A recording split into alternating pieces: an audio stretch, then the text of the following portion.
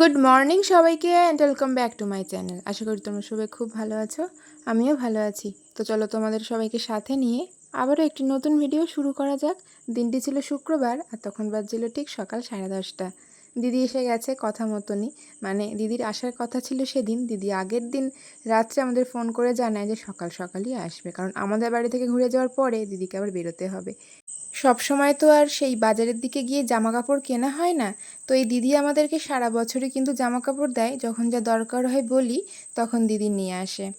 আর এই যে দেখছিলাম স্টলগুলো, তো মা বলছিল এটাই নাকি ভালো লাগছে, লালের মধ্যে রয়েছে, সফট আছে আর বেশ বড়ও আছে। তবে কি কি নিলাম সেটা তোমাদেরকে একটু পরে শেয়ার করব। গুড মর্নিং সিনু, তোকে তো আজকে খুলতেই ভুলে গেছিলাম। Good morning. এই যে লতিটা অর্ধেক পথে মানে অফ করে দিয়ে চলে যাওয়া হয়েছিল, মানে এখন হচ্ছে এটা, তখন দিদি চলে এসেছিলো বলে আর কি কমপ্লিট হয়নি পুরোটা। চিংড়ি মাছ দিয়ে লতি রান্না করছে মা। কদিন ধরে বৃষ্টি পড়ছে ভালো, তাই জামা কাপড় সব ঘরেই শুকাচ্ছে ফ্যানের হাওয়াতে। এই ওড়নাটা মা সকালে ধুয়ে দিয়েছিল, রোদে দেয়নি কারণ বৃষ্টি হচ্ছিল সকাল থেকে। এই ওড়নাটা মাকেই এনে দিয়েছিলাম আমি ব্যবহার করার জন্য, তবে তিনুকে ওই চাপা দেওয়া হয়, তা নাহলে তো আবার ও ডাকে, তো ওটাকে মা আবার কেচে পরিষ্কার করেছে, মা এখন থেকে ব্যবহার করবে ওটা। কদিন ধরে মায়ের উপর একটু বেশিই চাপ পড়ছে, কারণ মা এখন পুজো দেওয়ার কাজটা করছে। পুজো দেওয়ার কাজ করতে মার একটু অসুবিধা হয়, পায়ে ব্যথা তো, উঠতে বসতে একটুখানি অসুবিধা। আমি আর বোন কেউই পুজো দিতে পারবো না, সেই কারণে আর কি কদিন ধরে একটু মায়ের উপর চাপ পড়ছে। এই কাঁঠাল দানাগুলো এখন মা ছাড়িয়ে নিল, কয়েকটা দানা রয়েছে। সেই যে মোমবাতি ছেড়ে যাওয়ার পরে যে মাকে ওই কাঁঠাল, আম, দুধ কলা দিয়ে পুজো দেওয়া হয়েছিল না, তো ওই সময় কয়েকটা কাঁঠাল কেনা হয়েছিল কোয়া, তো ওই কয়েকটা দানা পেয়েছি। তো ওগুলো আর ফেলিনি, ওগুলো আর কি মা তরকারি করবে। মা তো কাঁঠাল খেতে পারে না, দানাগুলো খেতে পারে। মা ওদিকে স্নান করতে চলে গেছে, এবার আমি রান্নাবান্না শুরু করব। প্রতিষ্ঠান সাহিত্যের মূল ধারা নিয়ন্ত্রণ করেছে। বলছে কোনো কোনো যুগে রাজনীতির প্রভাব সাহিত্যের উপর, কোনো কোনো যুগে মাকে আমি অনেকক্ষণ আগে থেকেই বলছিলাম স্নান করতে যেতে, কারণ মা যখন পুজো করে তখন একটু টাইম নিয়েই করে, কারণ বেশি তাড়াতাড়ি জোরে জোরে হেঁটে হেঁটে তো সব কাজবাজ করে না মা, একটু পায়ে ব্যথা, তোমরা তো জানোই, অর্থারাইটিস মার পায়ে। তো সেই জন্য অনেকটা টাইম নিয়ে আস্তে আস্তে ধীরে সুস্থে করে।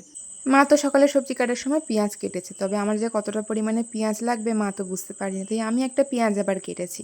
আজকের না কাঁচকলার কোপ্তা বানাবো, পেঁয়াজ একটু লাগবে আমার। আগের দিন বোন কলেজ থেকে ফেরার পথে দুটো কাঁচকলা নিয়ে এসেছিলো। অনেক দিন ধরেই ভাবছিলাম কাঁচকলার কোপ্তা করব। এখন যেহেতু বৃষ্টি হচ্ছে তাই ভাবলাম এখনই করি, বেশি গরম এসব বানাতে ইচ্ছা করে না, আর খেতেও ভালো লাগে না। সিম্পলভাবে করেছি, সেরকম বেশি হেভি কিছু মশলাপাতি আমার ঘরে এখন নেই। বেশ ভালো মেঘলা ওয়েদার দেখতে পাচ্ছ, একটু আগে বৃষ্টি হয়েছে, এখন ঠান্ডা ঠান্ডা হাওয়া দিচ্ছে, তবে আবারও মনে হয় বৃষ্টিটা আসবে। তো যা যা লাগে সব কিছু দিয়ে সুন্দর করে মাখিয়ে নিয়েছি।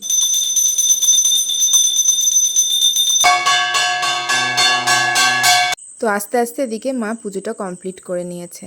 আর জানো তো, কাঁচকলার কোপ্তা করতে গেলে না অনেক রকম জিনিস অনেকে দিয়ে করে, কত রকমভাবে, কত মশলা। আমার বাড়িতে এত কিছু আপাতত নেই, তাই ভাবলাম যেটুকু যা আছে আমি সেটা দিয়েই করব। ওই যে নুন, হলুদ, চিনি, কাঁচা লঙ্কা, বেসন দিয়ে ভালো করে সিম্পলভাবে আমি মাখিয়ে নিয়েছি। এতে যেরকম যা হবে সেরকমই রান্না করব, একদম বেশি তেল মশলাও দেব না। মনে হলো যে একটা আলু অন্তত দিই, ভালো লাগবে। তো ওই জন্য পরে আর কি আমি আলুটা কেটে নিচ্ছি। ওদিকে বড়াটা ভাজতে বসিয়েছি, বেশি জোরে আঁচে দিইনি, আস্তে আঁচে দিয়েছি। জানো তো, আমার রান্না করতে গেলে একটাই অভ্যাস, আমি না রান্না বান্না যখনই করি আস্তে আঁচে দিই, আর দেরি হয়ে যায় রান্না করতে, তা না হলে আমি সামলাতে পারি না যদি পুড়ে যায়। সেই জন্য, কারণ আমি তো রান্না করি সাথে আবার ভিডিও করি, সেই জন্য এই প্রবলেমটা হয়। তবে মা যখন রান্না করে একদম জোরে আঁচে দিয়ে চটপট রান্না করে। আর এখন তো মায়ের নয় পায়ের একটু অসুবিধা, তাই একটুখানি আস্তে ধীরে কাজ করে। আর যখন মা একদম সুস্থ ছিল, ফিট ছিল, তখন একসাথে কত অল্প সময়ের মধ্যে কত কিছু কাজ করতো, দেখে তো অবাক হয়ে যেতাম যে মা কি করে এক নিমিষে এতগুলো কাজ করে ফেলে। এই তো কিছুদিন আগের কথা, যখন আমি আর বোন দুজনেই স্কুলে চলে যেতাম, তখন আর কি টিফিন করা থেকে শুরু করে সকালে রান্না করা থেকে শুরু করে, তখন তো আর আমি আর বোন কেউই সকালে পুজো একেবারে দিয়ে কমপ্লিট করে বেরোতে পারতাম না। তখন উঠে খালি কখন স্কুলে যাওয়া, রেডি হওয়া, এগুলো এই সমস্ত চিন্তাভাবনা তো থাকতো।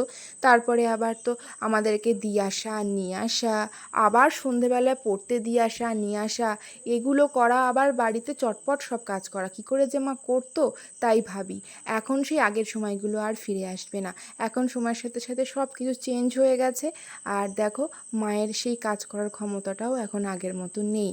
সময়ের সাথে সাথে সব কিছু মানুষের লাইফে আস্তে আস্তে করে বদলাতে থাকে, আর সেটাকেই আমাদের কিন্তু মেনে নিতে হয়, কিছু করার থাকে না।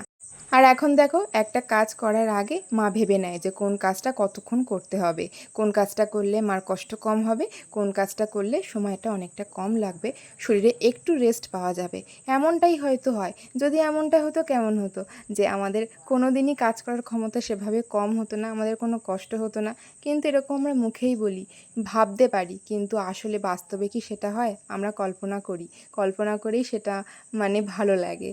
রান্নাবান্না করলে তো বাসনকোসন অগোছালো হয়ই, তার সঙ্গে সঙ্গে ন্যাতা।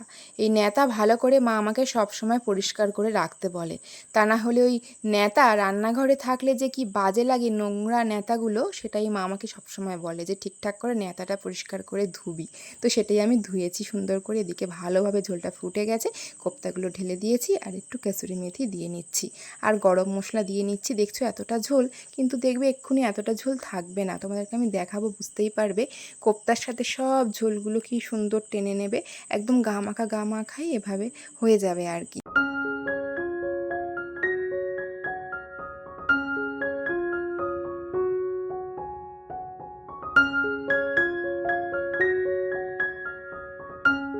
ব্যাস এই দুটোই রান্না করার ছিল আমার আজকে। ওই মাছের ঝোলটা বসিয়ে দিয়ে এসেছি, সবজিতে জল দিয়ে এসেছি, আর কোপ্তাটা তো হয়েই গেল। এবারে এই টেবিলটা মুছে নেব, অনেক বেশি নোংরা হয়। আসলে টেবিল কভারটা এখন না পাতি না, যতই পাতি টেবিলে, টেবিল কভার শুধু ছিঁড়ে যায়। তো এই সমস্যার হাত থেকে মুক্তি পেতে চাইছিলাম, যে কতবার পাল্টাবো এই টেবিল কভার, তার থেকে ভালোভাবে খালি থাক, দেখতে ভাল লাগবে আর মোছা হবে। তো এইদিকে সব টেবিলটা পরিষ্কার করে চলে এসেছি, জল দিয়ে দিয়েছি টেবিলে, কারণ মাকে এবারে খেতে দেব। মাছের ঝোলটা করা মায়েরই জন্য, কারণ কোপ্তা তো হয়েইছে, একটু সবজি খেতে হয়, মায়ের তো আর সেই কোপ্তা খেলে চলবে না। তো সেই জন্য অল্প কয়েকটা মাছের পিস ছিল, সেটা দিয়ে আর কি সবজি দিয়ে বেশি করে ঝোলটা করেছি। ওদিকে একটু গরম জল বসিয়ে দিয়েছি, এই যে লতি দিয়ে চিংড়ি মাছটা হয়েছে। যেহেতু আমার অপারেশনের পর কিছু কিছু ওষুধ চলে, তো বোঝাই যাচ্ছে না যে মা কেন মোটা হচ্ছে, হয়তো ওষুধের কোনো অ্যাকশন রয়েছে। এখন মা একটুখানি পা ব্যথায় বেশি কষ্ট পায়, কারণ মোটা হয়ে গেলে না শরীরের ভারটা পায়ে পড়ে, তখন না পা ব্যথা হয়, এটা তো স্বাভাবিক ব্যাপার। তো সেই জন্য দুপুরে করে মা একটু ভাত আর একটুখানি রুটি খায়। যদি একটুখানি ওয়েটটা কমানো যায় সেটার চেষ্টা করা হচ্ছে, তবে রাত্রে করে একদম সিম্পল রুটি আর তরকারি খায় মা। যেহেতু এখন অল্প খাচ্ছে মা, তাই দুপুরে করে এখন মাকে একটু হরলিক্স দিই, তাই এখন আমি গরম জল করেছিলাম। আসলে সকালে করে মা হরলিক্সটা খায় না, আর হরলিক্সটা খাওয়াটা খুবই দরকার, তাই মনে হলো যে দুপুরে করে যেহেতু খাবারের পরিমাণটা কম থাকে, তাই একটু হরলিক্সটা যদি খাওয়া যায় তাহলে ভালো হয়। এই হরলিক্সটা খাওয়াটা ভীষণ ভালো, এই ওম্যান হরলিক্সটা মা খায়, তো সেটাই এখন মাকেই করে দিচ্ছি। এই এখন অনেকটা গরম, তাই মা খেতে খেতে ঠান্ডা হয়ে যাবে, টেবিলে রেখে দিলাম। আমি এবারে স্নান টান করতে যাব, তারপরে মা খেয়ে উঠে হরলিক্সটা খেয়ে নেবে, ততক্ষণ একদম নর্মাল হয়ে যাবে, খাওয়ার মতন আর কি। তারপর স্নান টান করে এসে এই খেতে বসে গেছিলাম। মা বললো কোপ্তাটা অনেক সুন্দর হয়েছে। এটা শুনে তো আমি খুব খুশি, কারণ আমি তো মশলা টশলা বেশি কিছু দিইনি, তাতেই যে সুন্দর হয়েছে সেটা ভেবেই আমি অবাক। আমি নিজেও খেলাম, বোনও খেলো, বললো যে অনেক ভালো হয়েছে খেতে। ব্যাস খাওয়া দাওয়া তো কমপ্লিট। একটা বড় কাজ এখন করে নেব, সেটা হলো ওষুধগুলো এখন বের করছি। দেখতে পাচ্ছ সবই খালি, মায়ের ওষুধ শেষ হয়ে গেছে, তো ওষুধগুলো কিনতে হবে। আজকে আবার বোনের পড়া আছে, তো বোন পড়া থেকে আসার সময় ওষুধগুলো নিয়ে আসবে, বেশ ভালো সুবিধা হয় আর কি। ওর পড়া থাকলে, কলেজ থাকলে তখন আর কি আসার পথেই ওষুধগুলো নিয়ে আসে। অনেকটা জোরে ঘুমিয়ে পড়েছিলাম, কারণ বৃষ্টির ওয়েদার থাকলে তারপরে না আমার ভীষণ জোরে ঘুম পেয়ে যায় খাওয়া দাওয়ার পরে ফ্যানের তলায় বসলে। তাও এডিট করে নিয়ে আর ঘুমিয়ে পড়েছিলাম, ওই 5টার দিকে ঘুমাতে গিয়েছিলাম।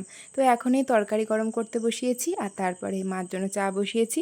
আর লতিটা আর গরম করবো না, ওটা ফ্রিজে রেখে দিচ্ছি, খাওয়ার আগে আগে এটা বের করে নেব, ব্যাস। এই তো আমার কাজ এখন। আর তারপরে এই আম আর কলা, যেটা প্রসাদে ছিল, আর এই যে মিষ্টি, এগুলো বের করে রাখলাম। ঠান্ডা অবস্থা একদম খাওয়া যাবে না, ওটা পরে খাবো গরম হলে।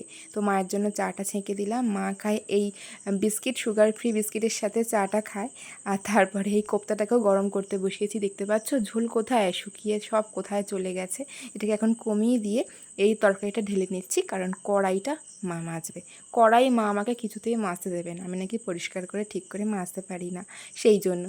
তোমাদের সঙ্গে তো সেই শেয়ার করব বলে বলে শেয়ার করাই হলো না যে কী নিয়েছিলাম সকালে। তো চলো এখন দেখে নাও। ওই যে হলুদ আর নীল থ্রি-কোয়ার্টার প্যান্ট দুটো বোন নিয়েছে, পিঙ্ক আর ওই সবুজ, এই দুটো প্যান্ট আমি নিলাম। বেশ ভালো স্ট্রেচেবল, নরম একদম গেঞ্জির। আর খুব কষ্ট হয় বলে গরমে থ্রি-কোয়ার্টার প্যান্ট নেওয়া, কারণ এত বেশি গরম পড়ে, তখন ওই নাইটি পরে থাকতে আর ইচ্ছা করে না। তো তারপরে এই প্লাজো নিয়েছি, দেখো দুটো এরকম কালারের, কেমন লাগছে কালার দুটোর ডিজাইনটা কেমন তোমরা জানিও। আমার তো ভীষণ মিষ্টি লেগেছে কালারটা। আর ডিজাইনগুলো খুব সুন্দর, তবে একদম কটনের প্যান্টগুলো। কোনোদিন যেন প্লাজো পরিনি, তবে এইবারে পরবো, দেখি কেমন লাগে পরলে। তোমাদের দেখে মনেই হবে আলমারিতে পুরো সব জিনিসপত্র ঠাসার জায়গা নেই, কিন্তু এমনটা নয় গো, উল্টোপাল্টা গোছানোর জন্যই অবস্থা। ভালো করে গোছালে অনেক জায়গা থাকে। ওদিকে মা সুন্দর করে চকচকা করে ভালো করে মেজে নিয়েছে কড়াইগুলো, আর এখনই আমি আম খাচ্ছি। আমটা খেতে আমার ভালোই লাগে, তবে খুব যদি মিষ্টি হয় পাকা আম আমার ভালো লাগে না। আমার এমনিতেই ভালো লাগে কাঁচা আম, টক আম। উফ, এবারে তো ঠিক করে খাওয়াই হলো না টক আম। যাই হোক, এই যে দেখো ফোনটা, মায়ের ফোনটা চার্জ শেষ হয়ে গেছে, 2 দিন হয়ে গেছে, কেউ লক্ষ্য করেনি। তো এখন যদি আমি চার্জ না দিতাম ফোনটাতে, ফোনটা আর মনে হয় খুলতো না। এত বড় কাঁঠাল দেখো মা নিয়েছে, আজকের 100 টাকা দাম নিয়েছে, পাশের বাড়ি একটা কাকিমা দিয়ে গেছে। এখন ঢেকে রেখেছে, মা কবে পাকবে জানি না। এই 9টার দিকে বোন এলো বাড়িতে, একটু মেলায় গিয়েছিল। ওর একটা বান্ধবী অনেকদিন ধরে বায়না করছিল যে মেলায় যাবে, তো ওর সাথে গিয়েছিল। এই 3টে ক্লিপ নিয়েছে। আর আজ নাকি ওষুধ দোকানে ভীষণ ভিড় ছিল, এখানেই ওর বেশি দেরি হয়েছে। আর মেলা থেকে একটা আলু ছাড়ানোর জিনিস নিয়েছে, জানো তো আমাদেরটা যেটা আছে সেটা না একদম ধার নেই। আর এই কোলগেটটা নিয়েছে এত বড়, আমরা তো দেখে অবাক হয়ে গেছি। তবে গেট 1 বাই 1 ফ্রি, এটা নিলে না অনেক লাভ, অনেক দিন চলে। তাহলে দেখা হচ্ছে তোমাদের সঙ্গে একটি নেক্সট ভিডিওতে।